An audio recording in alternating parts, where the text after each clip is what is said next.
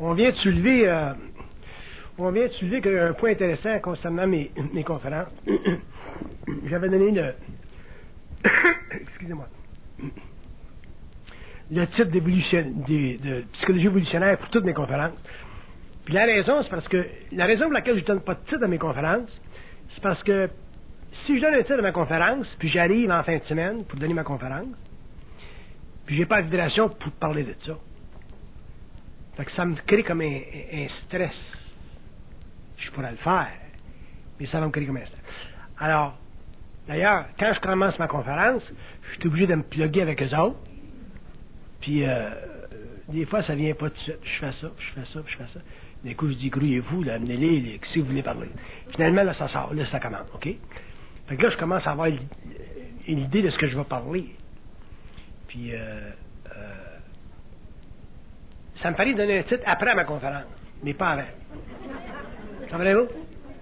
Parce que je sais pas de quoi je vais parler. Puis ça me force pas à parler dans un certain domaine.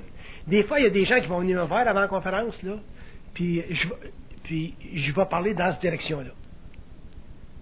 Parce que je peux développer dans n'importe quelle direction. Fait que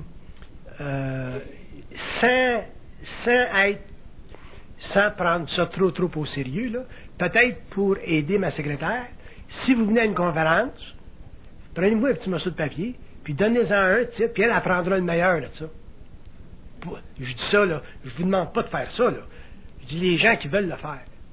Un petit morceau de papier, puis donnez-y ça, puis elle pourra prendre le titre qui convient le mieux, peut-être.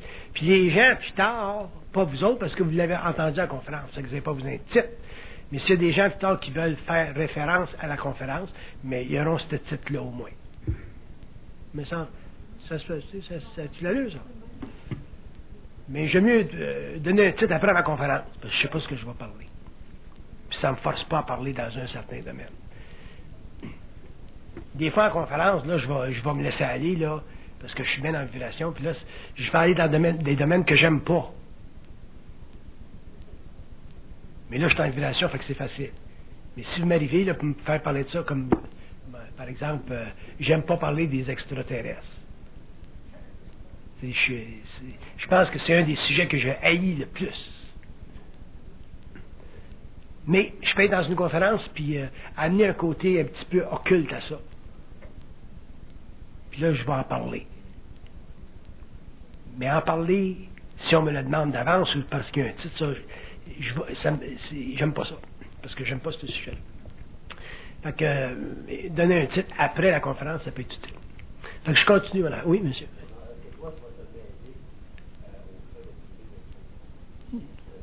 Moi, je vais laisser ça dans les mains de Yolande. Yolande est assez... Elle me connaît assez pour donner un titre. Assez que ce titre-là, il irait bien avec moi. OK.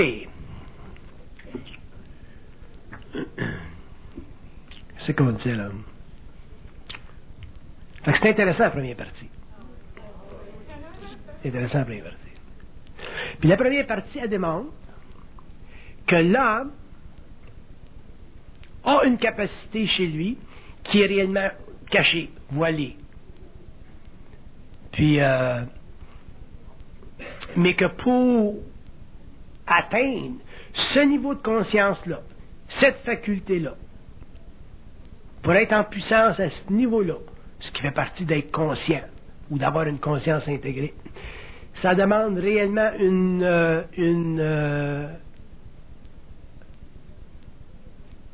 un profond respect de soi. Là, c'est ça que je veux parler. Bien le titre, là. Ça demande un profond respect de soi. Il y a 3 niveaux au respect de soi. Il y a le niveau astral, il y a le niveau mental et il y a le plan occulte. Le niveau astral du respect de soi, c'est le niveau que la personnalité a dans le monde du respect de soi. Le respect que vous avez de vous-même, ça fait partie du niveau astral du respect de soi. Le niveau mental du respect de soi, c'est une certaine prise de conscience qui vous permet en tant qu'individu de vous donner une sorte de priorité dans la vie par rapport à tout ce qui peut être autour de vous autres, en tant qu'individu. Ça, c'est le niveau mental du respect de soi. Puis il y a le niveau occulte du respect de soi, c'est cette façon pour l'homme de savoir dans la vie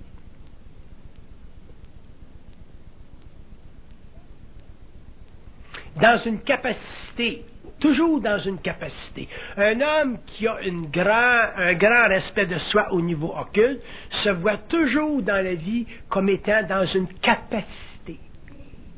Alors que dans les deux autres niveaux, astral et mental, vous n'êtes pas nécessairement dans une capacité. Comprenez-vous ce que je veux dire? Être dans une capacité, ça veut dire essentiellement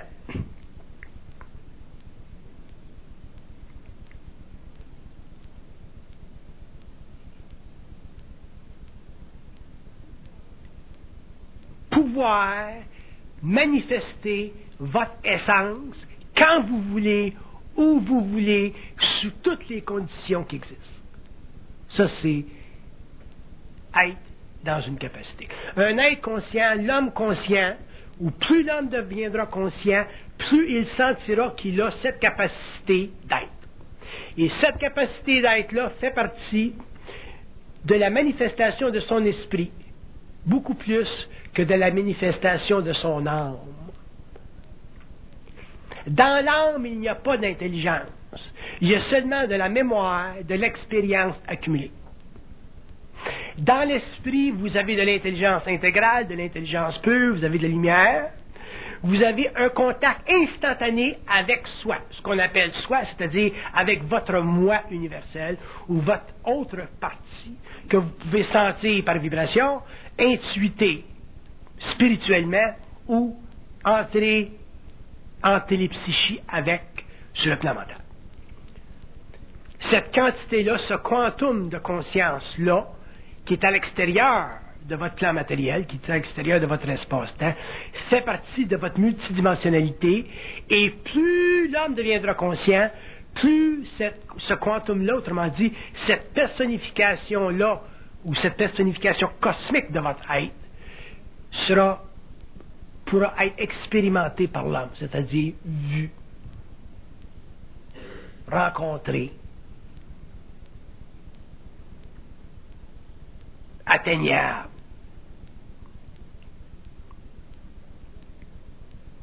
Mais rendu là, l'homme aura une conscience morontielle. C'est-à-dire qu'à ce moment-là, l'homme ne sera plus régi par les lois de la mort. Quand il laissera son corps matériel, il ira directement sur le plan morontiel, il n'ira pas sur le plan astral. L'homme sera totalement dehors de sa personnalité et l'homme, techniquement, ne sera plus humain dans le sens involutif du terme. Il sera totalement transformé, c'est-à-dire qu'il n'y aura plus en lui de mémoire de son animalité. Il y aura simplement conscience de son universalité. Quand je parle de l'animalité de l'homme, je dénigre pas cette catégorie de conscience. Je fais simplement dire que l'animalité chez l'homme, c'est la source profonde de son inquiétude existentielle, causée par le fait que l'âme est impuissante à lui donner les clés de son propre paradis, qui est sa conscience mentale. L'âme étant la sommation de son expérience, autant sur le plan matériel que dans les sphères astrales, avant l'incarnation. Dans un cas ou dans l'autre, l'homme n'a pas contact véritable, intégral, absolu avec son esprit. Autrement dit, il n'y a pas une conscience en fusion qui fait partie du nouveau contrat entre l'invisible et le matériel au cours de l'évolution. Pendant l'évolution, ce contrat-là n'était pas faisable, n'était pas possible, parce que le corps mental de l'homme n'était pas suffisamment développé et l'homme n'était pas arrivé à l'âge du Verseau. Là, on rentre dans l'âge du Verseau, qui est techniquement l'âge de la communication. Donc, l'ouverture avec les circuits universels. Donc, la possibilité, éventuellement, chez l'homme, de non pas reprogrammer sa conscience, mais prendre contrôle de sa programmation. Que la programmation chez l'homme soit telle, ça fait partie de son incarnation. Ça fait partie des choix de vie avant l'incarnation. Mais une fois que l'homme perçoit que sa programmation commence à étouffer sa vie, que sa programmation commence à nuire à sa liberté, que sa programmation n'est plus le glas d'une liberté, mais plutôt le glas d'un arrêt et d'une limite. À ce moment-là, l'homme doit prendre le contrôle de sa programmation, c'est-à-dire établir un lien avec l'invisible suffisamment conscientisé, donc déémotivé, pour pouvoir finalement avoir le pouvoir de corriger sa programmation. Corriger veut dire mettre une fin à des conditions qui lui enlèvent en tant qu'être sa noblesse. Mais pour ça, il faut que l'âme devienne de plus en plus libre de la crainte. Et elle va très très loin, la crainte. Elle va très loin, la crainte. Parce que la crainte, elle est unie, elle fait partie de l'âme. Elle est conjointe à l'âme. Vous parlez d'âme, vous parlez de crainte.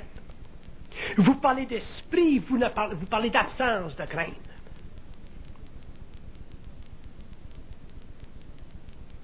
Et l'homme va voir la différence un jour. L'homme va sentir la différence, va voir la différence. L'homme va voir un jour que lorsqu'il est dans de la crainte, il exprime de l'âme.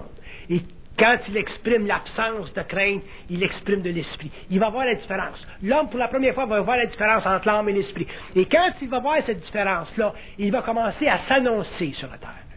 S'annoncer sur la terre veut dire établir une manière d'être et de vivre qui va correspondre avec la volonté de son moi, mais avec ou à l'intérieur des assises de son esprit.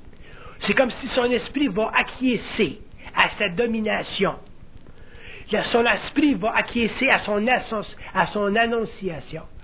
Quand l'esprit de l'homme va acquiescer à l'annonciation de l'homme, la fusion du mortel va être suffisamment avancée pour que l'homme commence à reconnaître qu'il est immortel en conscience, même s'il est mortel en matérialité.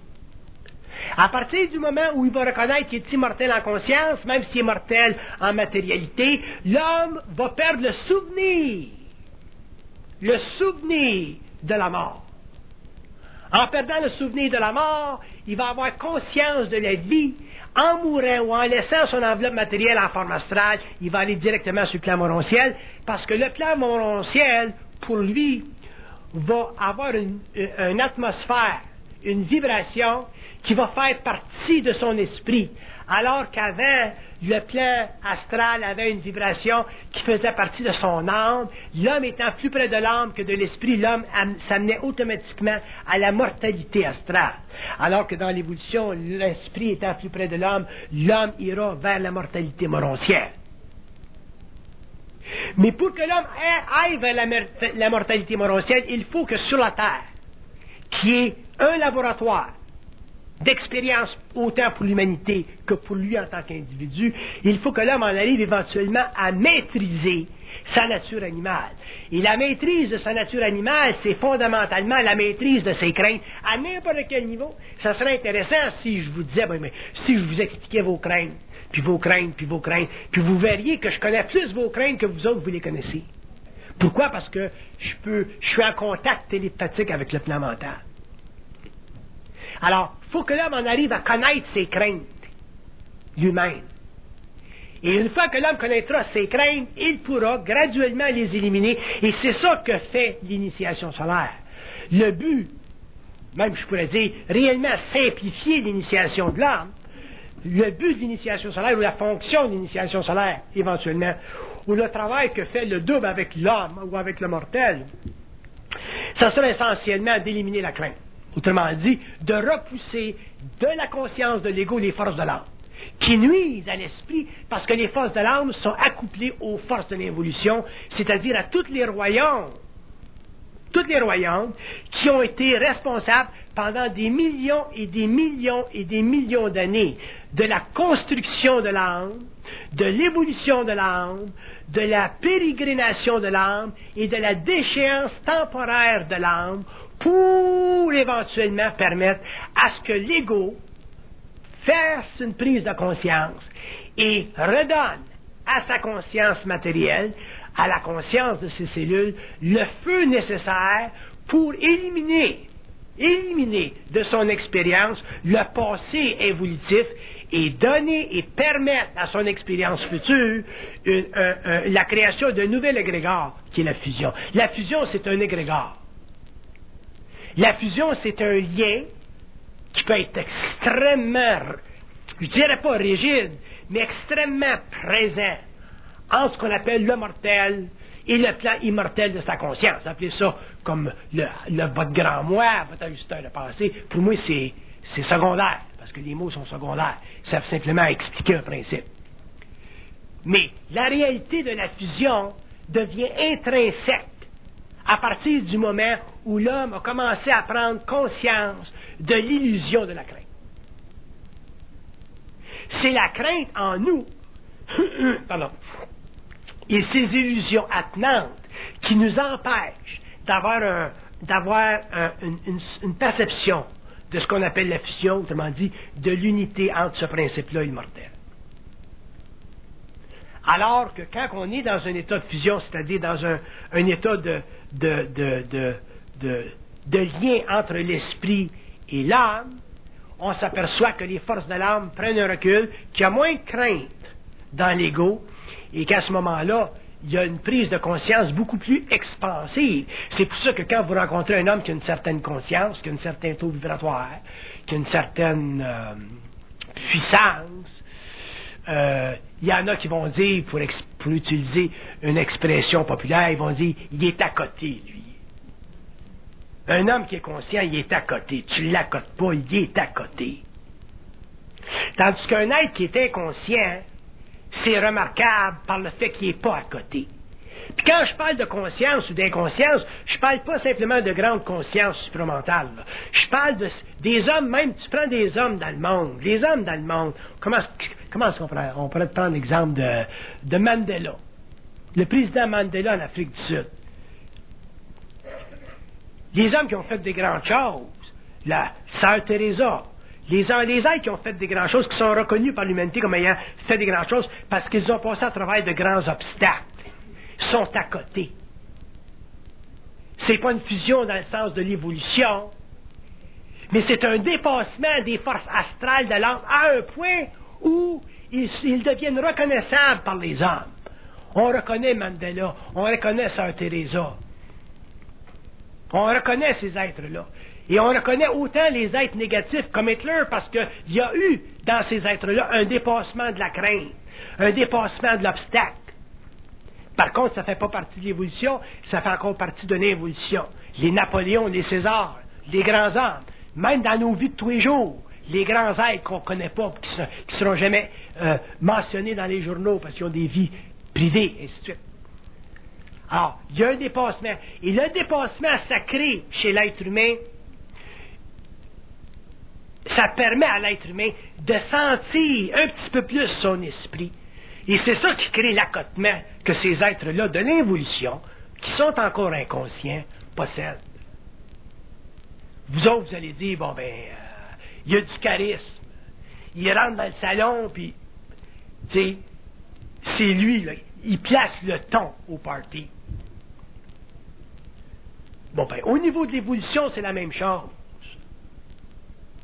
L'homme, en ayant dépassé ses craintes, en ayant transmuté les forces de l'âme avec l'aide d'une science qui est neuve, une science qui est fondée réellement sur le rapport télépathique entre l'homme et l'invisible, à ce moment-là, ben, on sort de la spéculation. On sort de la philosophie. On cesse de traiter la réalité comme étant une émancipation psychologique de notre moi intellectualisé. Et on commence à traiter la réalité comme étant une genèse de vie, c'est-à-dire une façon pour l'homme de finalement mettre le doigt seul, sans l'aide de personne, seul, sur sa réalité, c'est-à-dire sur l'essence de son moi, quel que soit son moi, qu'il soit chinois, arabe, français, allemand, whatever, qu'il soit de n'importe quelle race. Ça n'existe plus. Ça n'a plus d'importance, parce que c'est l'esprit qui devient le facteur ou le paramètre fondamental de son essence. Ce n'est plus l'âme, ce n'est plus la personnalité, ce n'est plus la programmation, ce n'est plus le choix de son incarnation qui compte. C'est sa capacité de traiter avec l'opposition qui engendre la crainte, qui engendre l'impuissance et qui fait de lui un être techniquement supérieur à l'évolution, c'est-à-dire plus avisé. Quand je parle de supériorité, je ne parle pas de supériorité dans le sens nietzschéen du terme. Je parle de supériorité dans le sens plus avisé du terme. C'est dangereux d'utiliser le terme supérieur parce qu'un être peut se croire supérieur et faire des erreurs fondamentales. Moi, j'ai connu un être dernièrement, d'ailleurs depuis plusieurs années, qui se croyait réellement supérieur et qui, finalement, s'est suicidé. Si tu es supérieur, tu ne te suicides pas. Fait qu'utiliser le terme supérieur pour une conscience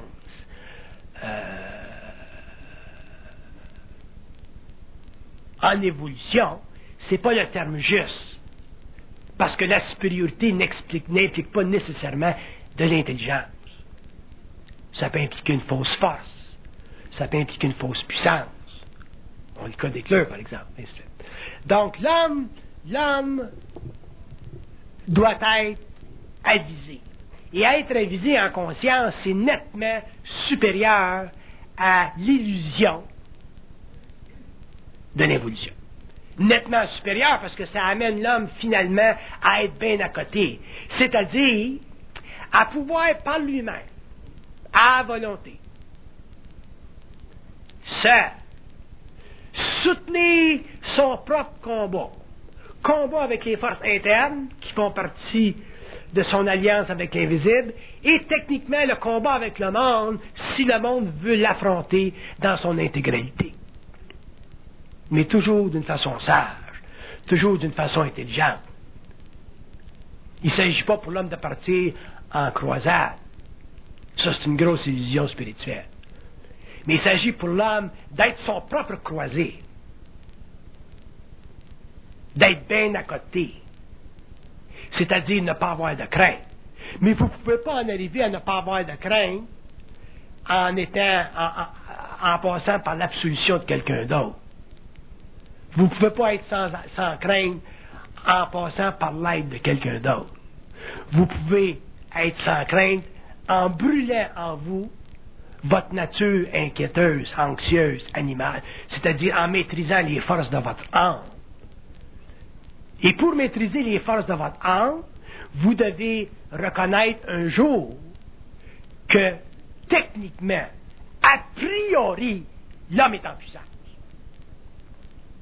C'est comme si tu disais, bon, moi, je ne vois pas le soleil, il y a des nuages. Quelqu'un peut te dire, bon, ben, inquiète-toi pas, il y en a un en arrière. Je ne l'ai pas vu depuis 30 ans, le soleil. Inquiète-toi pas, il y en a un en arrière. Si vous n'êtes pas capable d'en arriver un jour, par vous-même, à réaliser qu'il y en a un en arrière, et que vous vivez simplement sur la promesse de quelqu'un d'autre qui vous dit qu'il y en a un en arrière, peut-être que celui qui vous dit qu'il y en a un en arrière vit une illusion, un mirage. Vous n'êtes pas plus avancé. Mais si vous êtes capable, en tant qu'individu, de reconnaître qu'il y en a un en arrière, parce que vous avez suffisamment d'esprit pour dompter vos craintes, dompter votre impuissance, non pas en fonction d'un choix, dans le sens que j'aimerais ça qu'il y en ait un soleil en arrière, ou non pas dans le sens que j'aimerais ça avoir mon guide en arrière, ou j'aimerais ça avoir contact avec mon ajusteur de pensée, j'aimerais ça savoir, comme Bernard de Montréal, c'est qu'il y en a un d'eux. Ça ne vous aide pas. Mais vous-même, en en aiguisant votre propre sens de puissance. L'homme découvre sa puissance en aiguisant son sens de puissance. Bon, là, je peux dire, là, il faut que je fasse un arrêt puis que je dise, bon, ben, ou vous pouvez le faire, vous pouvez dire, ouais, ben, toi, c'est bien correct, tu as été fusionné en 69, avant la fusion, tu étais aussi 605 que nous autres, t'as pas de mérite, ça, c'est vrai. C'est vrai, j'ai pas de mérite. Par contre, j'ai vécu un trajet,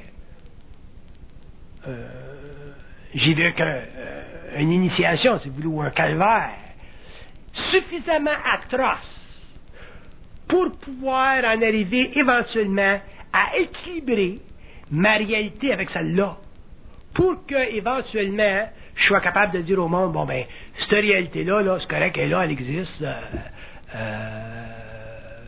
elle s'est mise en contact avec moi, blablabla. Puis pendant des années, j'avais pas l'expérience de cette réalité-là, fait que je l'ai astralisé un petit peu, je l'ai spiritualisé un petit peu, je les aimais eux autres, les écœurants.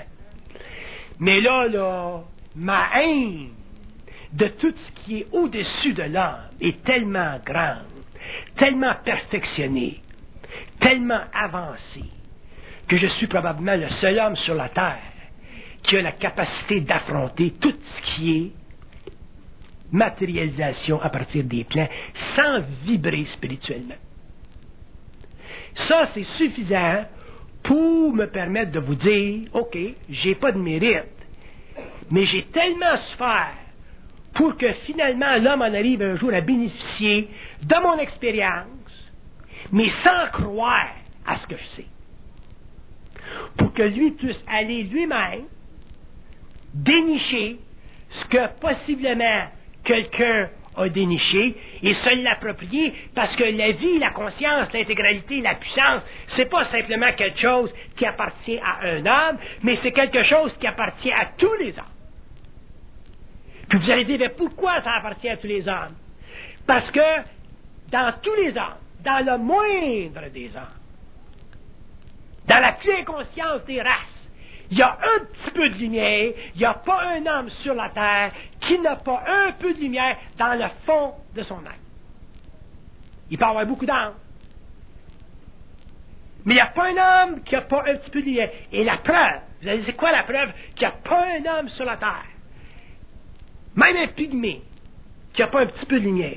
Puis je vais vous la donner la preuve. Tous les hommes sur la terre, absolument, ont la capacité de penser. À partir du moment où tu as la capacité de penser, ultimement, tu as la capacité de confronter ce que tu sais aux pensées qui t'ont été envoyées. Et c'est ça la genèse du réel, c'est ça la conséquence de la psychologie évolutionnaire, c'est ça la nature de l'évolution. Et c'est ça qui permettra à l'homme de revenir à sa source et de finalement constater que la divination ou la divinisation des forces invisibles, c'est simplement le résultat de son impuissance. Ça n'a rien à voir avec les structures cosmologiques des mondes parallèles. Ça fait partie de ces illusions spirituelles, du mensonge cosmique. Et lorsque l'homme aura finalement intégré sa nature, repris en main la possession de son territoire psychique, c'est-à-dire compris que la pensée vient d'ailleurs, qu'elle n'est pas simplement réflexion, qu'elle peut être objective, qu'elle peut être en télépsychie, qu'elle peut être matérialisée, qu'elle peut faire partie des covenants occultes de dimensions et de civilisations qui ne peuvent pas apparaître à l'homme parce qu'elles n'ont pas le droit, parce qu'elles détruiraient sa conscience animale, à ce moment-là, l'homme commencera un jour à reconnaître qu'il y a une indivisibilité dans son être, une indivisibilité dans sa projection, une indivisibilité dans sa réalité, et que l'homme, techniquement, est capable à distance, par volonté, par conscience, d'établir les normes d'évolution de n'importe quelle race sur la Terre, de n'importe quel individu sur la Terre, dans la mesure où il participe consciemment à une pensée qui est cosmique, c'est-à-dire universelle, c'est-à-dire systémique, c'est-à-dire télépsychique, télépathique, et non plus réfléchie comme elle fut pendant l'évolution. À ce moment-là, son moi est transparent. Il ne fait plus partie de la mémoire de la race. On ne peut plus le considérer comme terrestre, dans le sens évolutif astral du terme. Il fait partie d'un mouvement supérieur des forces de vie, plus avancé des forces de vie, qui au cours de l'évolution donnera ou apportera à la Terre des révélations, des visions ou des manifestations aussi étonnantes que la première fois que l'homme s'est incarné sur la Terre et qu'il a donné naissance à la race adamique. Si on est capable aujourd'hui de reconstituer à travers notre intellect des mondes aussi invisibles que le monde de l'atome, que le monde moléculaire, qu'on a été capable de, à travers notre conscience astrale, mentale, de développer des sciences qui nous permettent d'arriver plus loin aux confins de la matérialité, stabilisée. Imaginez-vous, puis ça on a fait ça dans 150 ans, les computers c'est nouveau, les avions c'est nouveau. Imaginez-vous ce que l'homme va pouvoir faire dans 200 ans, 300 ans, 400 ans, 1000 ans, 10 000 ans. Imaginez-vous ce que des hommes font maintenant, après 40, 50, 60 000 ans d'évolution. Il n'y en a plus à ce moment-là de différence entre l'invisible et le matériel. Il n'y a plus à ce moment-là l'existence purement phonétique du concept de l'âme. Vous avez réellement des cristaux de lumière. Vous avez réellement des structures morontielles. Vous avez réellement des espaces-temps qui sont réductibles par volonté à des espaces-temps psychiques qui font partie de ce qu'on appelle les mondes parallèles. Vous avez à ce moment-là des mondes qu'on appelle le monde de la mort, qui n'est simplement qu'une réflexion de toutes les mémoires, de toutes les âmes qui existent et qui ont été créées. Vous avez à ce moment-là des institutions dans des mondes systémiques, locaux, tellement avancés, tellement perfectionnés, que la sommité, la sommation, la totalité de ces institutions-là correspondent à ce que spirituellement on appellera l'île du paradis.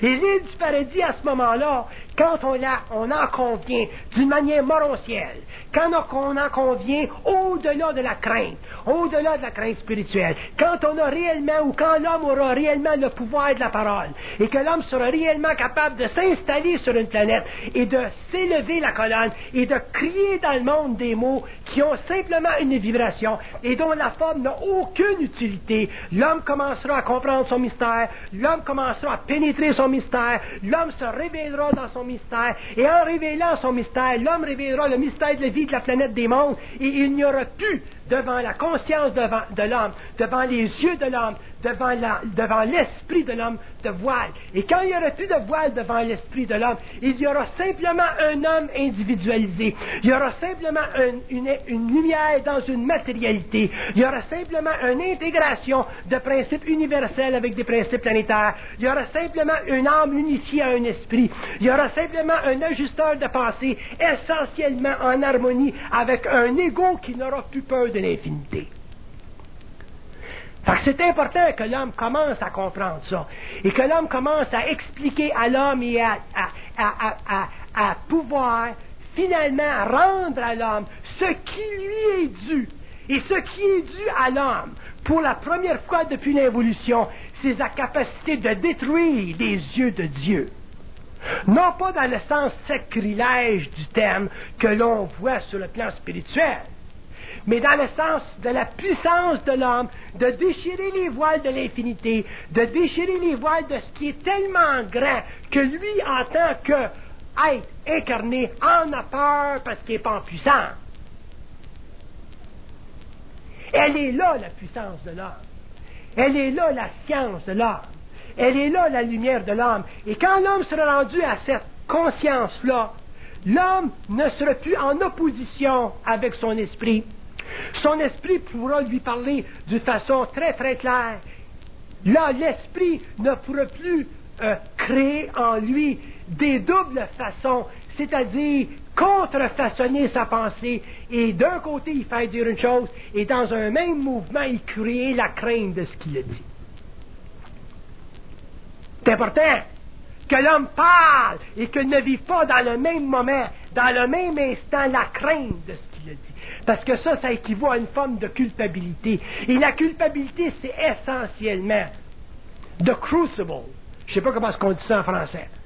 Le petit bol à l'intérieur duquel le plan astral, le monde de la mort, broie l'âme, fait souffrir l'âme constamment. Et tant que l'homme n'aura pas éliminé la culpabilité de sa conscience, qui est nettement une forme subtile de crainte, l'homme ne pourra pas crever les yeux de Dieu. Et si l'homme ne crève pas les yeux de Dieu, l'homme ne pourra pas connaître le mystère de Dieu.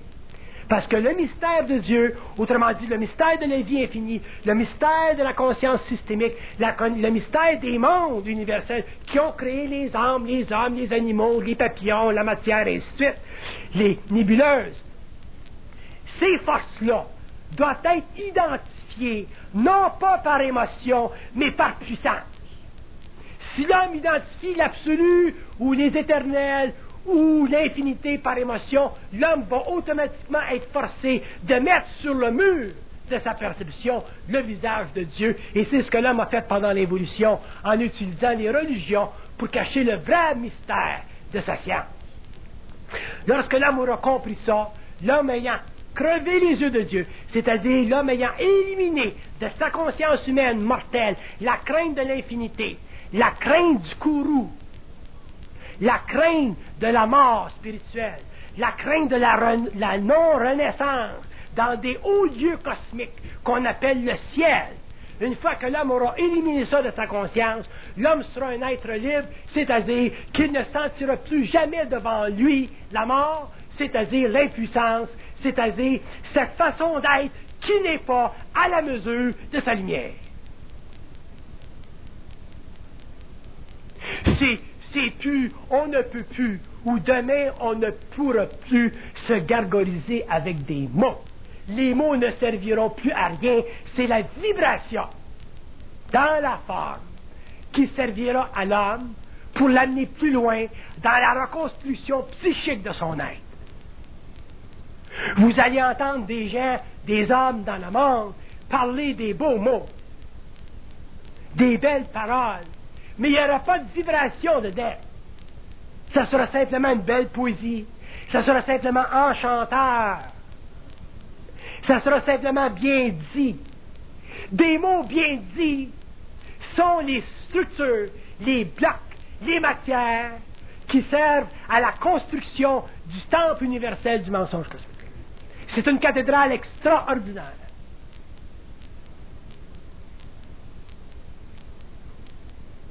Et tous les pieux, les gens pieux de la terre, les hommes de l'involution,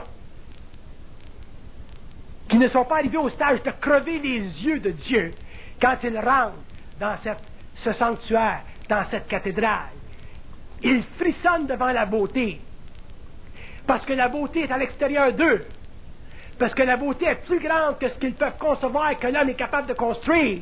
Alors que l'homme doit construire sa propre cathédrale, l'homme doit construire sa propre beauté, l'homme doit établir les règles de la construction, l'homme doit matérialiser sur la terre les chefs-d'œuvre de l'architecture de son mental. L'homme doit découvrir par sa propre fonction humaine qu'il a la capacité, le pouvoir, le devoir de devenir et de maintenir l'immortalité de sa conscience, même quand il est dans la matérialité imposée à son âme pour le petit passage de 50, 70, 80 ans sur une planète expérimentale dont le rôle est simplement d'apporter un peu à l'humanité un éclaircissement de toutes les valeurs fondamentales de la vie et qui permettent ultimement de mettre en ordre les différentes vagues de vie qui épousent la matière et qui, au cours de l'évolution, permettront à des races d'être plus grandes que d'autres, à des hommes d'être plus puissants que d'autres. Quand vous comprendrez que c'est plus les titres de mes conférences qui sont importants, quand vous comprendrez que toutes mes conférences sont importantes, quand vous comprendrez que c'est rien que la vibration de la conférence qui est importante, vous n'aurez plus besoin de titres. Vous n'aurez plus besoin de titres parce que vous saurez que quand je crée un titre, c'est simplement pour créer à votre ego un attachement émotionnel à une femme et qu'aussitôt je vais commencer à parler, je vais sortir du titre, je vais sortir du sujet, je vais sortir de la limite pour créer une nouvelle limite ou une nouvelle absence de non-limite afin de toujours libérer l'homme, afin de toujours faire réaliser à l'homme que c'est lui le chevalier, que c'est lui qui porte l'arme, que c'est lui qui porte comment est-ce qu'on appelle ça, l'épée, et que ce n'est pas Michel Archange qui porte l'épée, que c'est l'homme qui la porte. Et quand l'homme aura fait de la transmutation de Michel Archange en humanité, quand l'homme aura matérialisé Michel Archange, quand l'épée sera partie des mondes convolutés de l'astral spirituel et que seront descendus dans la terre pour faire éclater les formes, à ce moment-là, l'homme sera finalement son propre guerrier et l'homme aura tellement de puissance dans la lame qu'il sera invulnérable à toutes les armées astrales qui viennent vers lui, à toutes les forces astrales qui viennent vers lui, autrement dit, à toutes les forces qui font partie du monde de la mort et qui s'occupent et dont la fonction est de garder l'homme dans l'ignorance, alors que l'homme doit se sortir de cette ignorance pour finalement faire rendre valable son existence, rendre valable son expérience et finalement faire reconnaître au monde de la mort que l'esprit prime sur l'âme. Autrement dit, que la puissance prime sur l'impuissance, que la puissance prime sur la crainte, et que l'absence de crainte, c'est réellement le sceau du chevalier, et que l'homme dans sa conscience messianique, c'est-à-dire que l'homme dans sa conscience absolue a le droit de regard sur tout ce qui dans le passé a été conçu pour lui comme étant absolu, mais toujours dans l'enveloppe d'une spiritualité, et ça, automatiquement, ça le fait de lui un être absolument impuissant.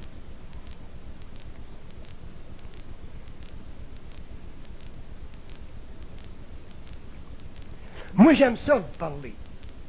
Mais j'aime ça vous parler dans la mesure où je m'aperçois au cours des années que l'homme est capable de s'occuper de simplement de la vibration, de moins en moins de la forme. Parce que je sais qu'à partir du moment où l'homme aura une conscience vibratoire, l'homme entrera dans son esprit. Ça serait totalement inutile pour moi de vous parler avec trop de mots, en utilisant trop de mots. Autrement dit, en descendant la vibration des mots, où à un certain point, vous pourriez comprendre ce que je dis. Il ne faut pas que vous compreniez ce que je dis au niveau des mots. Il faut que vous sachiez ce que je dis au niveau de la vibration.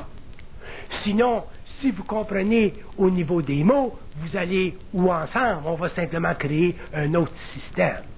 On va simplement créer d'autres philosophies. On va simplement créer d'autres ésotérismes. Alors que si vous êtes capable de me comprendre au niveau de la vibration, à ce moment-là, vous commencez à participer à votre propre science, et avec le temps, vous vous habituez, vous allez vous habituer à reconnaître que ce que vous comprenez, ça fait partie de votre savoir, ça ne fait pas partie du mien, ça fait partie du bon. Mais le mien a simplement servi à mettre le vôtre en vibration. Quand tu fais vibrer quelque chose, ça vibre. Éventuellement, ça vibre au même diapason. Et quand les hommes vibreront au même diapason, quand les initiés de la Terre vibreront au même diapason que les hommes, ou que les humanités vibreront au même diapason que les initiés, il n'y aura plus d'hiérarchie, il n'y aura plus d'initiés, et l'homme rentrera dans la 7e conversion de son énergie fondamentale, l'homme entrera dans l'évolution de la 7e race racine, entrera dans l'évolution de la conscience jupitérienne, l'homme aura mis de côté totalement son cycle saturnien, l'homme n'aura plus besoin de s'incarner dans la Terre, l'homme vivra sur un plan morontiel, l'homme pourra se matérialiser, se dématérialiser, et non simplement s'instruire lui-même, parce qu'il n'aura plus besoin de ça, mais il pourra commencer à instruire le royaume animal. L'homme pourra finalement faire comprendre au royaume animal, au monde astral des animaux, que la nature de leur âme est totalement compatible avec la sienne. Et quand les animaux auront une nature compatible avec l'âme de l'homme, les animaux seront capables de commencer à être en relation totalement harmonisé avec l'homme, et l'évolution, la civilisation animale se fera très rapide, la domestication des animaux se fera à tous les niveaux, il n'y aura pas un animal sur la planète avec lequel l'homme ne pourra pas entrer en conversation télépathique, en conversation vibratoire, en sympathie vibratoire, et c'est là qu'on aura au niveau de la 7e race racine, au niveau de l'évolution jupitérienne, la chance de l'expérience fondamentale de toute planète, c'est de vivre un paradis terrestre. Et à ce moment-là, lorsque l'homme vivra un paradis sur la Terre, c'est-à-dire que l'homme en conscience morontielle sera totalement libre de la gravité, totalement libre de la mort, totalement libre de la matière en soi, l'homme pourra voyager dans le cosmos avec des vaisseaux séraphiques et le temps du contact avec les autres civilisations sera depuis très longtemps établi et il n'y aura plus sur la Terre, d'âge. Il n'y aura plus d'âge sur la Terre. Parce que la Terre sera simplement un lieu dans un espace magnétique de haute vibration qui sera localisé proche de la matière, mais ce n'est plus sur la matière que l'homme vivra. Ce n'est plus sur le plan de la matière que l'homme vivra. L'homme vivra sur le plan morontiel. Et quand l'homme regardera la Terre, quand il regardera le minéral, quand il regardera le diamant, quand il regardera le fer, quand il regardera le calcium, il pourra altérer la vibration atomique de l'élément. Quand l'homme pourra altérer la vibration atomique de l'élément, l'homme sera capable de recristalliser la Terre qui a été cristallisée pendant 10 millions d'années, mais mécaniquement. L'homme pourra donner à la Terre une nouvelle chaleur qui n'existe pas aujourd'hui. Et en donnant une nouvelle chaleur à la Terre qui n'existe plus aujourd'hui, la Terre deviendra, dans le cosmos local, un nouveau centre de feu, et la Terre sera tellement importante dans l'équilibre du monde actuel, mais systémique, qu'on la regardera à grande distance, avec des instruments astronomiques qui n'existent pas sur notre monde, et la Terre deviendra un nouveau soleil. Parce que c'est évident que si je vous parle comme ça, je ne peux pas vous parler pour des raisons philosophiques. Je vous parle parce que c'est la vibration. Je vous parle et si je pleure, c'est parce que c'est la vibration. Mais si je pleure, c'est pas par amour que je pleure.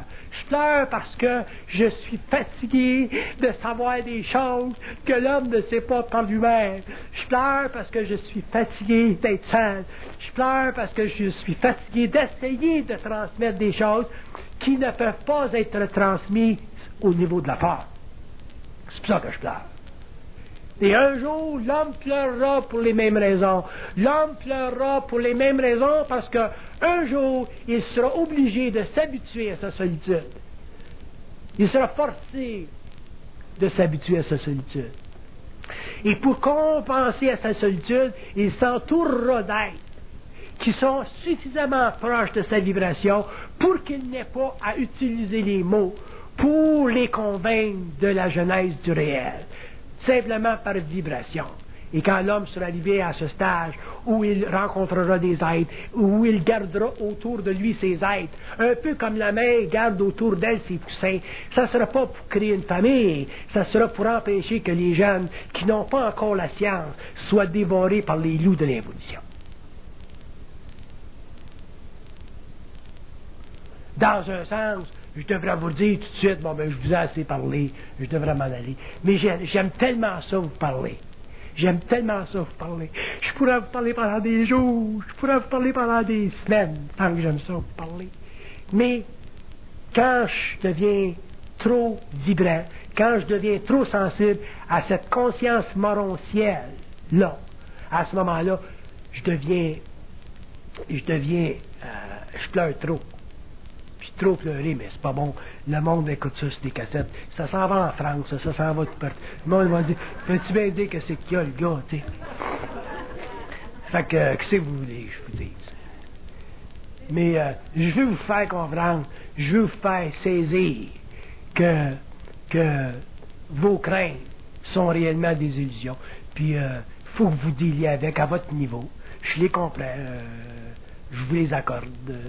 On est né dans différentes familles, dans différentes sociétés. On a toutes sortes de craintes. Mais je vous dis qu'elles sont toutes illusoires, qu'elles font partie des forces de l'âme, qu'elles font partie de votre conscience astrale.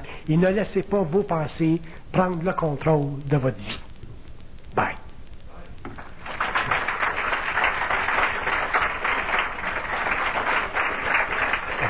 Ce qu'on devrait faire, là, c'est fermer la cassette, puis donner une chance un petit peu au monde de me poser des questions.